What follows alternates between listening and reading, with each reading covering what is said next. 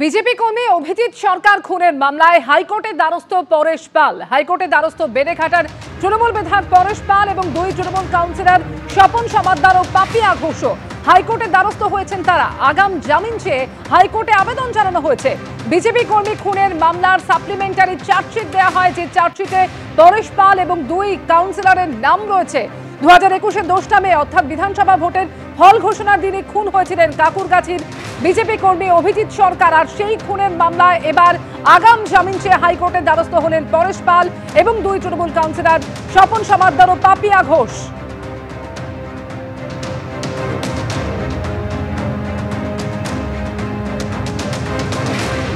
BJP কর্মী অভিজিৎ সরকার খুনের মামলায় এবার হাইকোর্টের দ্বারস্থ হলেন পরেশ পাল।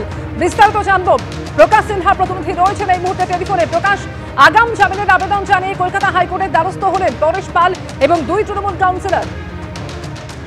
একদমই নিম্ন আদালত অর্থাৎ সিবিআই এর স্পেশাল কোর্টের নির্দেশ ছিল যে স্বপন সমাদ্দার, পরেশ পাল এবং পাপিয়া ঘোষ তিনজনকেই 18 তারিখ আগামী শুক্রবার তাদের কোর্টে সারেন্ডার করতে হবে।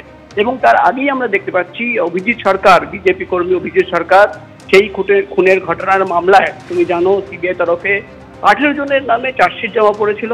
এই 18 জনের মধ্যে বিধায়ক পরেশ পাল, স্বপন সমাদ্দার, পাপিয়া ঘোষ এই তিনজনের নাম ছিল। এবং গত শুনানির সময় আমরা যেটা দেখেছিলাম যে আদালতের প্রশ্ন যে কেন তারা আদালতে হাজির হয়নি, চার্জশিট হওয়ার পর কোর্টে গিয়ে সারেন্ডার করতে হয়, সেদিনই কিন্তু সিবিআই স্পেশাল কোর্টের নির্দেশ ছিল যে আগামী 18 তারিখ অর্থাৎ শুক্রবার তাদের কোর্টে হাজির দিতে হবে। তার আগেই আমরা দেখতে পাচ্ছি পরেশ পাল, স্বপন সমাদ্দার এবং পাপিয়া ঘোষ তারা হাইকোর্টের জাস্টিস জয় সেনগুপ্তর বেঞ্চে আগাম জামিনের আবেদন জানিয়েছেন। প্রত্যেকেই যেটা তথ্য পেশ করেছেন বা পিটিশনে তারা লিখেছেন যে প্রথমের দিকে যখন রাজ্য পুলিশ, কলকাতা পুলিশ এই মামলা তদন্ত করছিল তখন তাদের নাম সামনে আসেনি। সিবিআই এত বছর ধরে তদন্ত করছে, একাধিক চার্জশিট জমা পড়েছে, এমনকি ট্রায়াল শুরু হয়েছে এই মামলায়, তখন তাদের নাম সামনে আসেনি। হঠাৎ সিবিআই উদ্দেশ্যপ্রণোদিতভাবে তাদের নাম যোগ করেছে এবং তাদের বিরুদ্ধে চার্জশিট জমা করেছে। এবং এই যুক্তি দেখিয়ে পরেশ পাল একাধিক মেডিকেল রাউন্ড দেখিয়েছেন এবং পিটিশনের সঙ্গে মেডিকেল রেকর্ড জমা দিয়েছেন। এবং সব মিলিয়ে কিন্তু তারা আগাম জামিনের আবেদন করেছেন। আগামীকাল সম্ভাবনা আছে যে আগাম জামিনের শুনানি হবে। কিন্তু সব মিলিয়ে আমরা দেখতে পাচ্ছি বিজেপি কর্মী অভিজিৎ সরকার খুনের ঘটনায় যাদের বিরুদ্ধে চার্জশিট জমা পড়েছিল তাদের মধ্যে 3 জন বিধায়ক পরেশ পাল, স্বপন সমাদ্দার এবং পাপিয়া ঘোষ তারা প্রত্যেকেই কিন্তু হাইকোর্টে দ্বারস্থ হয়েছেন। তারা আগাম জামিন চেয়েছেন এবং আগামী 18 তারিখ দেখার বিষয় হবে যে তার আগে শুনানি হয় কিনা হাইকোর্টে, তার আগে কোনোভাবে তারা আগাম জামিন পান কিনা।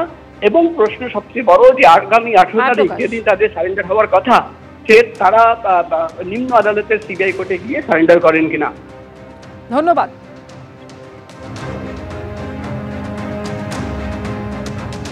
2021 সালে বিধানসভা ভোটের ফল ঘোষণার দিন খুন হন কাকুরগাছির বিজেপি কর্মী অভিজিৎ সরকার এবং সেই খুনের মামলায় তৃণমূল বিধায়ক পরেশ পাল, তৃণমূল কাউন্সিলর স্বপন সমাদ্দার এবং পাপিয়া ঘোষের বিরুদ্ধে সাপ্লিমেন্টারি চার্জশিট দিয়েছে সিবিআই। 2021 সালের 2রা মে বিধানসভা ভোটের ফল ঘোষণার দিনই খুন হন কাকুরগাছির বাসিন্দা বিজেপি কর্মী অভিজিৎ সরকার। সেই মামলায় বেলেঘাটার তৃণমূল বিধায়ক পরেশ পাল, তৃণমূল কাউন্সিলর স্বপন সমাদ্দার ও পাপিয়া ঘোষের বিরুদ্ধে সাপ্লিমেন্টারি চার্জশিট পেশ সিবিআই।